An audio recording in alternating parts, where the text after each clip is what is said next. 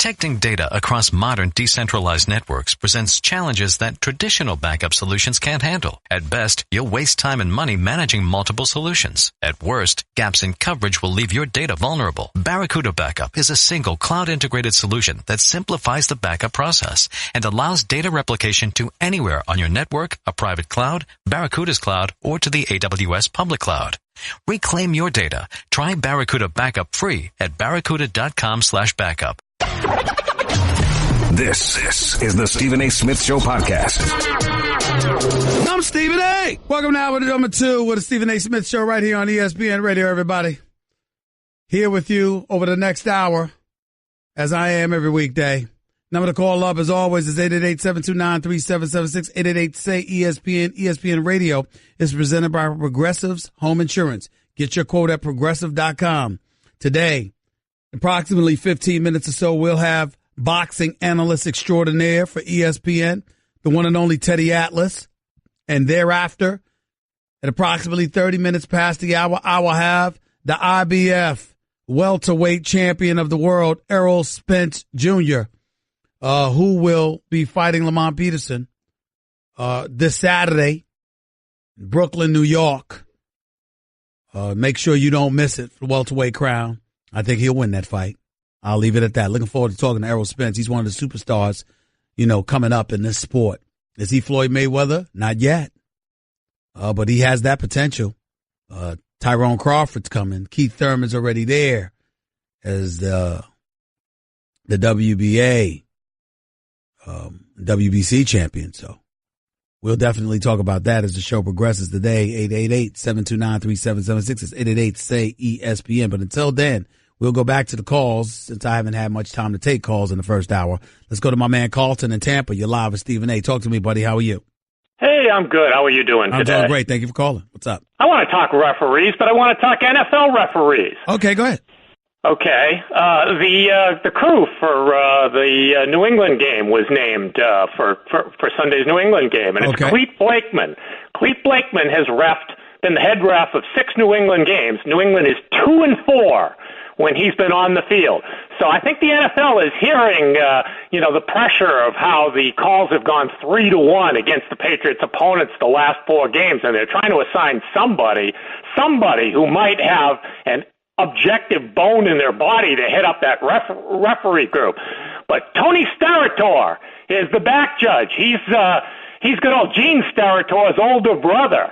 And so I got to do some research on pass interference calls that he's called this year, because he's going to be the guy throwing the flag. Oh, Lord. You're doing your research to set the stage so when New England wins another game, another AFC championship game, you're going to point out how it's Bill Belichick. He won't stop. He won't stop cheating. That's what you're going, Carlton. The Jacksonville Jaguars were not called for a single defensive holding or pass interference call against the Steelers, even though Bouye and Ramsey were mugging the Steelers receivers. And I predict, Stephen A., they'll be called for at least 3 defensive holding or pass interference calls by Mr. Starator there. We shall see. I like the idea that Cleve Blakeman is the head ref, because he certainly hasn't been a Patriots favorite there, given that they probably lost more when he's been the head ref than anybody else. One more point, Stephen A. Go ahead. The reason why Haley is gone, okay? The Steelers' 2 most important games this year. The game against the Patriots and, of course, the Jacksonville Jaguars. We know that botch call at the end. No question about that. They completely botched the end of the Patriots game, especially that 2-yard pass when they had 28 seconds to go and he tackled inbounds. And, of course, that led to the disastrous interception 1 play later. And of course, Haley had 6 or 7 minutes while they were reviewing the Jesse James call to get his offense aligned what they were going to do on the next 3 plays, and he botched it. And then the 2 fourth down low percentage calls that they got stuffed both times in the playoff game. Somebody had to pay for that. Now I'm just wondering, when the heck is somebody on the defensive side going to pay for their wretched secondary? Because that's the next person that needs to. I don't think there's any question. I don't think there's any question about that, but I also don't think it was because of this play, a couple of botched plays this season. The fact is, Todd Haley had been here for 6 years. He walked into this season in the last year of his contract, and there was speculation long before those mistakes were made that the Steelers were going to make a change. And I think it had a lot to do with his relationship, particularly with Big Ben. And obviously, you listen, this is why Fichtner, has developed and cultivated a relationship with Big Ben to the point where they're going to take him from the quarterback coaching position and put him in as the offensive coordinator, primarily due to his great relationship with Big Ben. But you know what? Dirk Cutter had a great relationship with Jameis Winston to the point where they booted Lovie Smith out the door in Tampa, and look where that got them. Yeah. Well, Roethlisberger, I don't know if it was Roethlisberger pointed it out or the columnist that pointed it out, that he has been successful on 18 out of 19 one-yard quarterback sneaks in his life. Right. And he's saying, I don't know why we're not calling that darn thing. So obviously he had a problem with these darn play calls. Not only that, but at the end of the Patriots game. So somebody was going to have to pay for that. Because it doesn't matter if you have the best offense in the NFL, if at the critical moments in playoff games or the Super Bowl, you lose your mind like Pete Carroll did, not giving the ball to Marshawn Lynch 3 times from the half-yard line. So it doesn't really matter. You destroy the entire season if you can't keep your head in those moments. I got you. And the Steelers couldn't do it this year. Thanks a lot, buddy. I appreciate the call. All good points. No question about it. I agree with you on every single point that you made. No doubt. Let's go to Byron in Maine. You're live with Stephen A. Go ahead, Byron. Hi, Stephen A. Thanks for taking my call. Go ahead, buddy. I want to change the pace a little bit.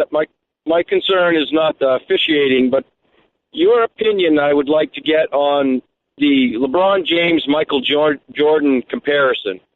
You hear a lot of it all the time. What I would like to see done is the people that have the films of Michael playing through his years that are matching LeBron's age and his years right now. It doesn't matter to me. It doesn't matter to me. LeBron James, as a talent, is a freak of nature and a once-in-a-lifetime player. 6'9", 260, can handle the ball, can pass. His basketball IQ is off the charts. He's a physical specimen. He's reliable health-wise. All of those things are true. And I would still take Jordan any day of the week and twice on Sundays because LeBron did not have that killer instinct. He does not have a closer's mentality. He will produce for you. He will put up numbers. He will keep you competitive. All those things are true. But when it's really time to close the deal, that is not the person that I'm going to rely upon. And when I think about Michael Jordan, I see a closer. I see the greatest assassin that the game has ever known. No, he's not 260 pounds. No, he can't beat you the way LeBron James could beat you, but he can will you to victory. And for example, even with the troubles and the issues that the Cleveland Cavaliers are having this year, we heard the same thing from LeBron in the conference championship games. After they beat Boston, he was talking about he was so stressed he didn't even want to think about it. Why? Because of, look at how tough the Golden State Warriors are going to be. You didn't hear that from Michael Jordan. That's why he was 6-0 in the NBA Finals. Yeah, LeBron's talent is not into question. It's his mentality exactly during the games or at the end of games. Exactly. I never saw Michael not play with intensity. I can see games, even the last few against Toronto, that's just been played. I see LeBron being the last Cleveland Cavaliers down the floor, not on a fast break, but just walking with his hands completely at his side. Yeah, I see a guy that was talking yesterday, basically preparing all of us for the Cleveland Cavaliers finishing in second place again.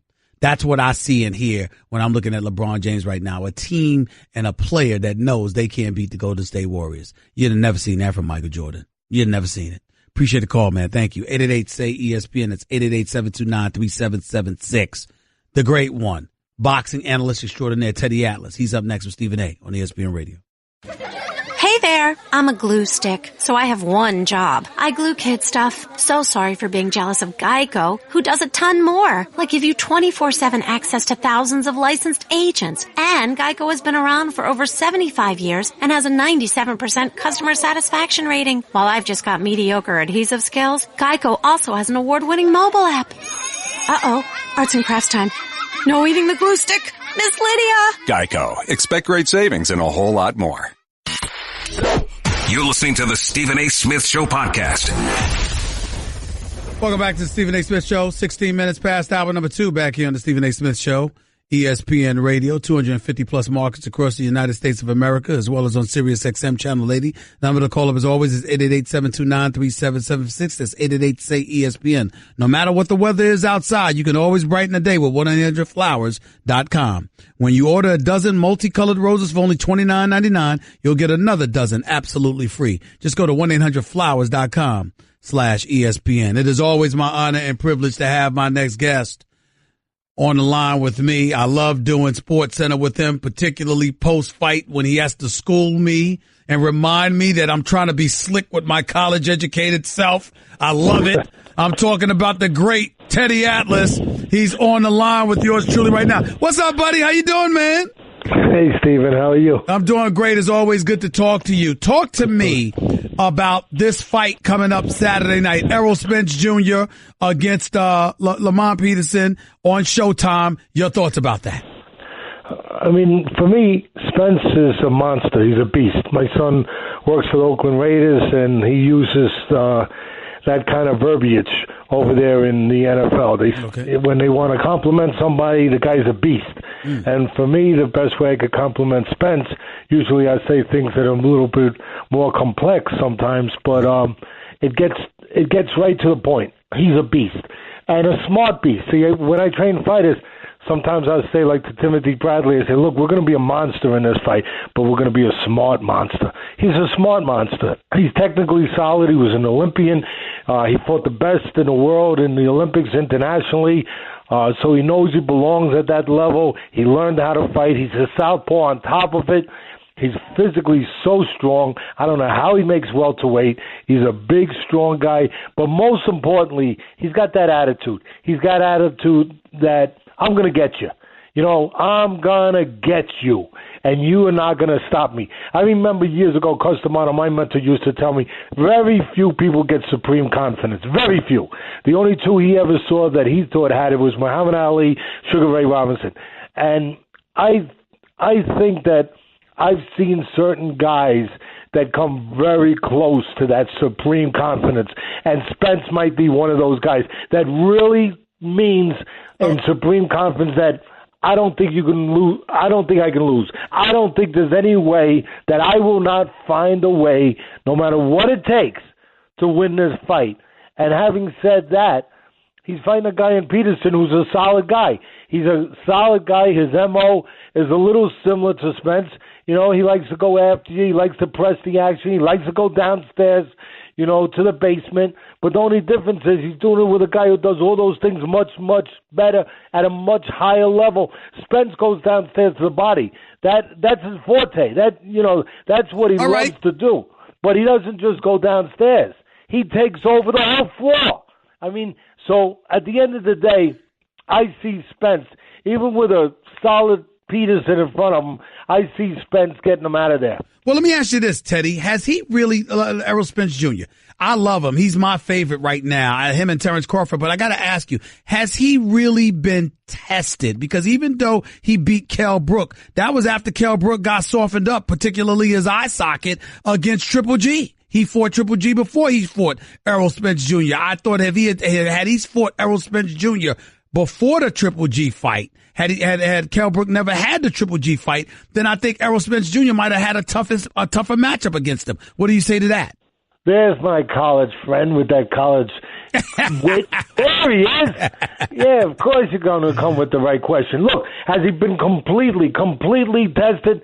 In my eyes, very close. If not completely, very close. Not just in the Brook fight, which you're right, he got damaged. He got softened up against Golovkin, no doubt about it. But he's still a big welterweight. He's a solid welterweight. Before that, he was undefeated. He was fighting in his home country. You fight in your home country, you have a lot more going for you. You have a whole country you don't want to let down. That is not an easy task for anybody. But there's a guy with 200, 250 amateur fights. He fought the best in the world. He fought some of these guys that are world champions now when they were amateurs. You're still beating really good fighters, even though they're only 3-round fights.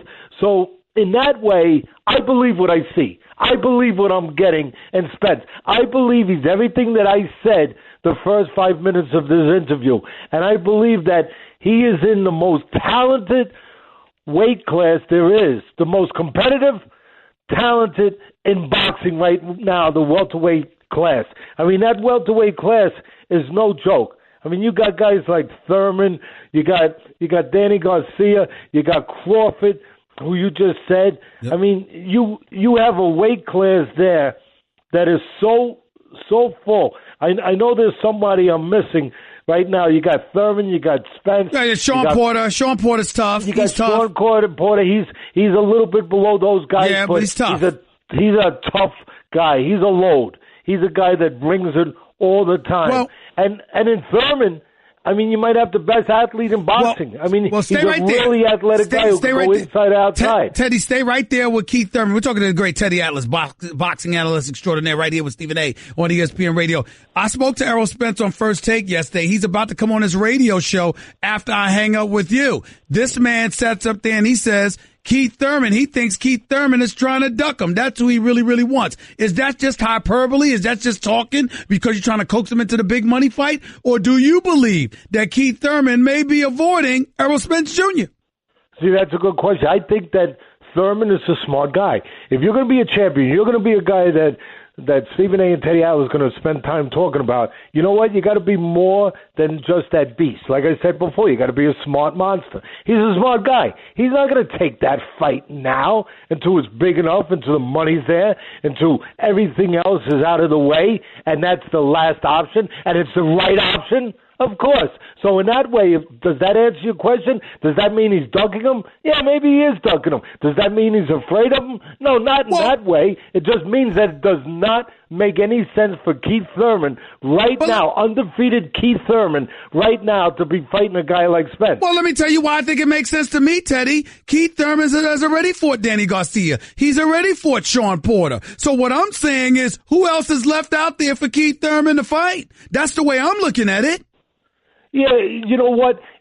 In his mind, as good as these guys are, they can still, it's kind of like as good as that steak is, they could still use a couple minutes on a barbecue, on the stove. They could just use a couple more minutes. And that's how he's thinking of it. He's thinking, Spence is terrific. I know how good he is. I know what I have to deal with. But let him get a little bigger. Let him win this fight. Let him win another fight. Let him get a little bit bigger. And then also, he's coming off shoulder surgery. Let me, and that being Thurman, obviously, let me get another fight. Let me make another payday, and let's put this down the road a little bit.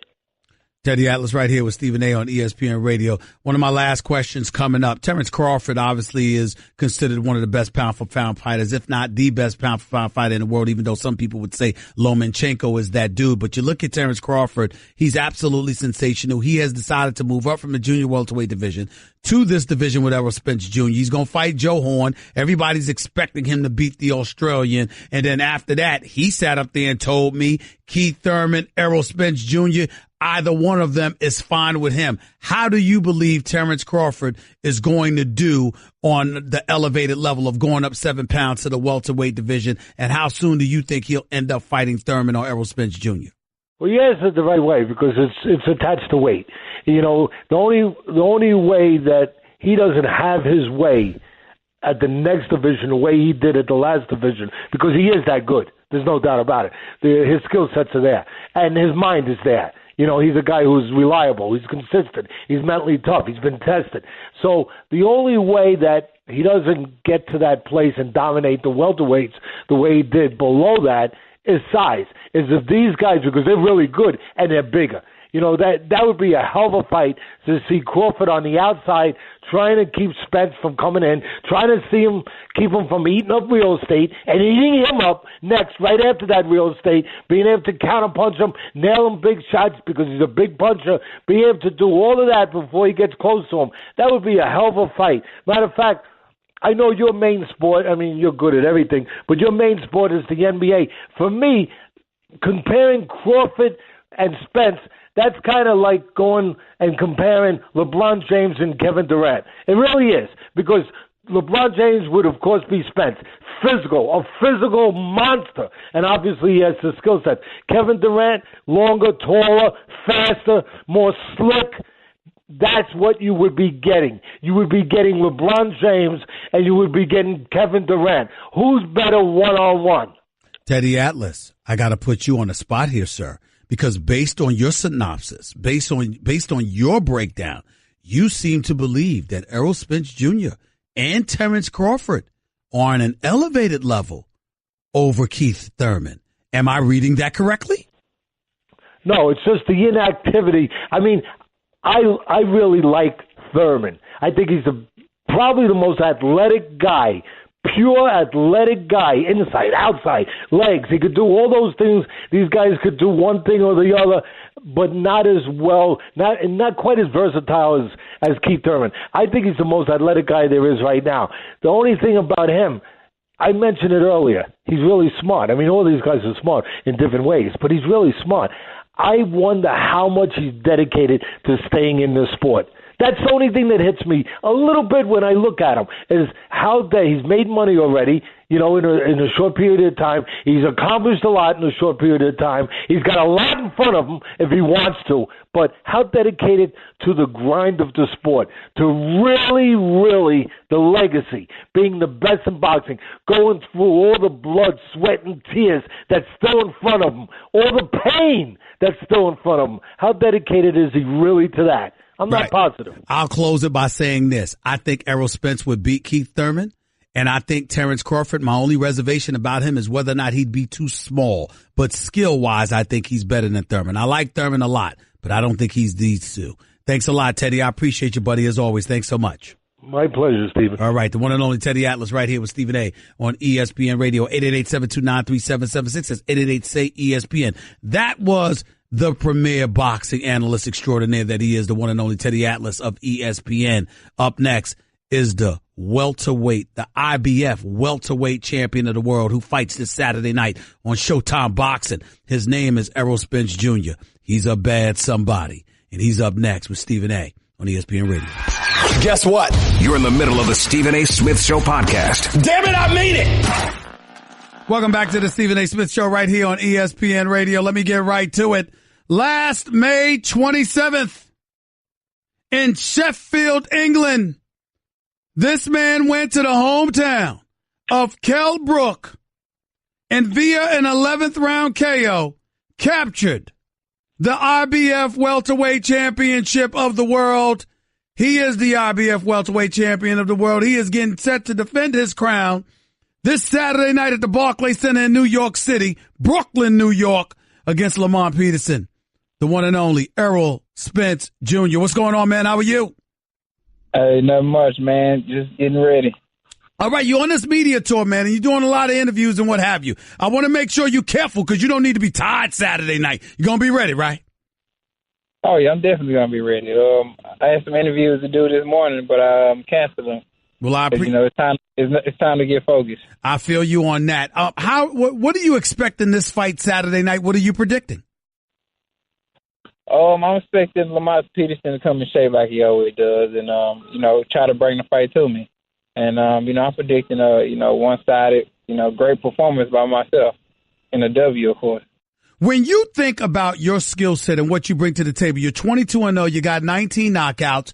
When you look at yourself right now, some people ask you, do you compare yourself to Floyd Money Mayweather, who you've sparred against, worked out with, I assume. But I want to know what kind of fighter, when you look throughout the annals of boxing history and you think about the great fighters that have fought in this sport, who do you model yourself after? I think I model myself after guys like, Ray Leonard, Terry Norris, Gerald McCullum, Vernon Forrest, just to name a few. I like all of those names, but you said Terry Norris, and even though I like Terry Norris because he used to put people to sleep, I remember what Simon Brown did to him. I mean, you didn't think I forgot about that one, did you? I mean, come on now, he did have a questionable jaw. That is not you. He had a questionable jaw, but he got knocked out by big power punches. He got knocked out by Julian Jackson, and You didn't say what he did the second fight against Simon Brown. That's true, though. He beat Simon Brown by decision, gave him a boxing lesson, took him to school. I remember when he knocked out John the Beast Mugabe. Trust me, I know enough about Terry Norris. Make no mistake about it. But let me get back to you. We're talking to Errol Spence Jr. right here with Stephen A. on ESPN Radio. Because right now, when we see some of the great boxers in the game, the Triple Gs, the Canelo Alvarez's, others, pound for pound wise, where do you put yourself right now? Right now, I think I'm in the top 5. I'm definitely not with number 1. There's still a lot. I know that this year that I am, one of the best pound fighters out there right now. Now, everybody's looking at Lamont Peterson as essentially a tune-up. We got Terrence Crawford moving up to the welterweight division after dominating at the junior welterweight spot. We've got guys like Keith Thurman, Danny Garcia, Sean Porter, and others in the welterweight division. Who's on your hit list? Who do you really, really want badly? Everybody's on my hit list. Lamont Peterson, he's not – I don't consider him as a tune-up fighter at all. Lamont Peterson is a top-rated welterweight. He's a guy that, always comes to fight and always in tough, close fights. It's arguably he won that fight against Danny Garcia. If you ask people. So, he's a tough fighter, but I want to unify the belts. Not looking past this fight. I want to get, Keith Thurman in the ring and unify the belts. Do you feel anybody out there is ducking you? There's a lot of fighters out there that I think that's avoiding me. I don't like to use the word ducking, but there are fighters out there that's avoiding me. A lot of the top welterweights are avoiding me. Have you concerned yourself with the fact that in some people's eyes you looked so great? Why would anybody want to risk their careers by fighting you a bit too early? As a result of that, you may not get the fights that you're in search of. Have you concerned yourself with that at all? That may be the fans' perspective, but I feel like as a fighter, that's your mentality should be different from a fan mentality or a spectator mentality. Mm-hmm. As a fighter, your whole mentality should be like, I want to fight the best, I want to beat the best. Oh, this guy has a belt. I'm going to try to take this belt from him. Recently when I spoke to Terrence Crawford, and we're talking to Errol Spence Jr., the IBF welterweight champion of the world, looking to unify the belts. He'd love Keith Thurman, which is something that he told me just a few days ago. But somebody else on the come up is one of the greatest in the world himself right now, Terrence Crawford. He was just a junior welterweight. He's moving up those 7 pounds. He's got to handle business against Joe Horn. But then he says he wants you or Keith Thurman. What do you say to that? I like his mentality. That's what he's supposed to want. And, it's something that we definitely make it happen, especially, with the guys in the suits, go and talk about it and try to get that fight made. He's across the street, and I'm on the other side of the street. So that's something the guys in the suits got to discuss. And, that goes past us just wanting to fight. Real quickly, one of the things that I just finished talking to Teddy Atlas about, boxing analyst extraordinaire for ESPN, I just finished talking to him about this. He was talking about, your skill set and what you bring to the table. He said you're a monster, you're a smart monster, you bring a lot to the table and what have you. And he thinks that you could do a lot, but he was expressing surprise at your ability to stay at the welterweight division. Is it tough for you to stay at 147, or is that something that comes relatively easy for you? I wouldn't say it's easy. It just takes it's a lot of discipline. It's a lot of discipline, and basically staying on top of your diet and your weight. I woke up today only a pound over, so I'm not gonna say I make it easy, but I just stay disciplined and stay to my food regimen, and it is mentally taxing because you want to eat certain things, and right. People around you might be eating something and you can't eat that. So it is hard mentally, but as long as I stay disciplined, I can make this weight for at least 4 or 5 more years. Yeah, because I was getting ready to ask, is that your way of saying that, 2-3 big fights at this weight, at the welterweight spot at 147, and then after that you're going to move up to junior middleweight? Is that the vision that you have for the future, or all you focused on right now is handling your business in this division? Hello? Yes, I'm here. Can you hear me now? Oh, yeah, I hear you. Yeah. That's something I would do. Okay. you know, if something presented itself where, you know, I could fight for a title at 154, you know, I'll do that. I mean, if it was, it's an interest to me, but it's not something that I'm rushing at all. I got you. I mean, it's a lot of guys at 47. It's still my dream to be undisputed at 147, so that's my main focus. Last question to you. What's your prediction for Saturday night? We want to hear a prediction. Oh, my prediction for Saturday night is me getting my hand raised and, you know, great one-sided performance. Lamont Peterson going to put up a great fight, but I feel I just have the skills and the ability to negate anything that he does and, you know, put on a great show and a great performance for the fans. Errol Spence Jr., the reigning defending IBF welterweight champion of the world, going up against Lamont Peterson Saturday night at the Barclays Center in Brooklyn on Showtime. Don't miss it. Appreciate you, man. Appreciate your time. Good luck this Saturday night, and I'll talk to you soon. Thank you, Cowboys Nation. Oh, Lord, you're a Cowboys fan. I forgot you were from Dallas, Texas. Oh, you just, and I got love for you, and that's what you're going to do to me. Mention the Cowboys on this show. Oh, Lord. And you know what? They shouldn't even be represented. Why do you know that, right? Because you're a winner. You're a winner. You can't say that about the Cowboys. Hey, we'll be back to our glory days soon, man. Are you ready for this analogy for me to give this to you before I let you go? You are 22-0. It's been 22 years since the Dallas Cowboys won the Super Bowl. Take it easy, man. We'll be back. Yo, whatever. Right. You've been saying that since you were born. Yeah, we'll be back. Goodbye, man. Errol Spence Jr., IBF welterweight champion of the world. He's a bad somebody, y'all. Make no mistake about it. Lamont Peterson, good luck, my brother. Good luck. You will need it. Your calls to close out the show in a minute with Stephen A. on ESPN Radio. Guess what? You're in the middle of the Stephen A. Smith Show podcast. Damn it, I mean it! Dollar Shave Club not only gives you an amazing shave, but they also make products for your hair, your face, your skin, shower, everything you need. And it's all their own original stuff. Dollar Shave Club has you covered head to toe. And right now you can get your first month of their best razor along with travel-sized versions of shave butter, body cleanser, and yes, even butt wipes. That's right, I said it. Butt wipes for just $5. After that, replacement cartridges ship for just a few bucks a month. It's the DSC starter set for just $5 exclusively at dollarshaveclub.com/Stephen A. That's dollarshaveclub.com/Stephen A. That's with a PH, not a V.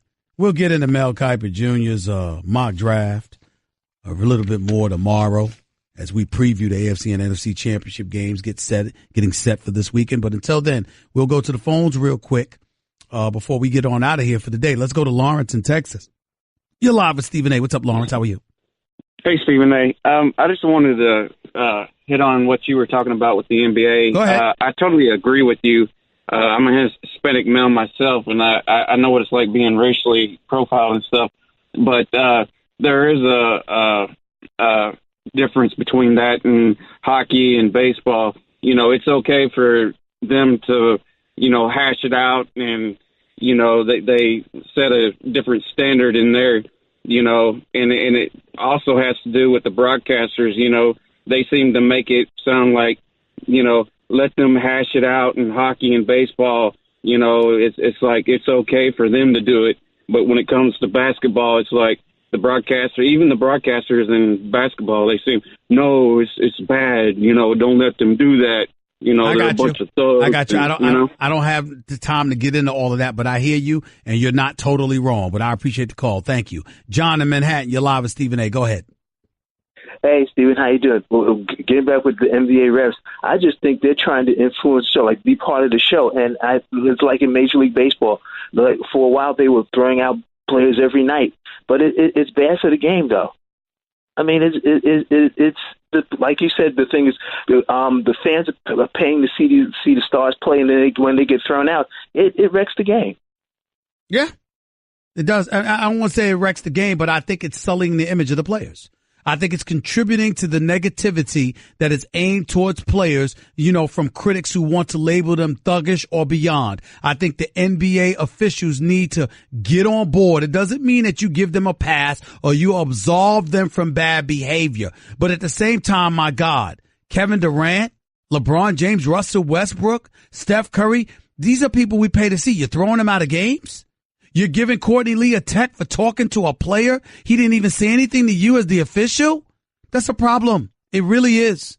Freddie in Indiana, you got 30 seconds. Go. Hey, Stephen A. Hey, I just wanted to get two things. You got 30 seconds. Go. The NBA is turning. It's a smaller league now, but it is not Isaiah Thomas small. He's a special talent. We know what he brings to the table. But small for me in the NBA is 6'2" and up. And then a small center was 6'9", 6'10". I told you got 30 seconds. That's the point you wanted to make? That he's not really that small? Way too small to send a team to win. And at the end of his career, I don't think no team will retire Isaiah Thomas's jersey. I got you. I appreciate the call. Thank you so much. It's not about retiring his jersey. That was a very weak call. It's about whether or not he deserved a video tribute after 2 years and 21 games in Boston. That's what the issue was. Very weak call on your part. Do better next time. Do better. I'll talk to y'all in 22 hours from now. AFC NFC Championship game. More Stephen A. tomorrow. Peace and love. That's just a sample of what you'll hear on the Stephen A. Smith Show. Weekdays at 1 p.m. Eastern on ESPN Radio and the ESPN app. Hello, I'd like to deposit this to checking. Fate is a fickle master. What? The future is uncertain. Okay, and what's my account balance? The horizon is cloudy. I see a long, treacherous voyage filled with great peril. Look, can I just get a deposit slip or something? A fortune bank teller. Surprising. What's not surprising? How much you could save by switching to Geico. I see a yellow-eyed serpent and a low APR. Geico. 15 minutes could save you 15% or more.